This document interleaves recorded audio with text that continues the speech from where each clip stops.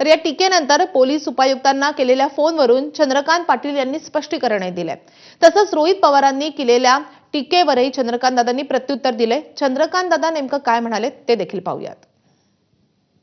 तो रिक्षावाला सिरियस आहे बरं। आता दिवसभर त्याचं खूप तुम्ही सोशल मीडियात चालवलं की हिला कोणी पकडणार आहे की नाही, ह्या होणार। संध्याकाळी मी माझ्या आमदार कार्यालयात बसलो असताना त्या रिक्षावालीची मुलगी येऊन धायमोकळून रडायला लागली। मग मी म्हटलं की कोण डीसीपी आहे लावा, आणि मी डीसीपीला असं म्हटलं गौतमी पाटील असं कोणी असो तुम्ही केस दाखल करा। ते म्हणाले की गौतमी पाटीलांनी मान्य केलं की मी नव्हते, गाडी माझी होती, त्या रिक्षावाल्याचा सगळा खर्च मी करेन। म्हटलं बा तेवढं मागे लावून करून घ्या, संपला विषय। ते रोहित पवारला काय कामधंदा आहे, लय नेता व्हायला लागला, जरा तरी स्वतःची पद सांभाळून रागे रे बाबा। काय म्हणाला, मला रोहित पवारने शिकवण्याची वेळ आलेली नाही। निलेश धायबळ विषयामध्ये मी काय केलं हे काय जाहीरपणे सांगू काय? आपोआप लुकआउटची ऑर्डर निघाली काय? यांना प्रत्येक वेळेला ढोल वाजवण्याची सवय, आम्हाला नाही सवय।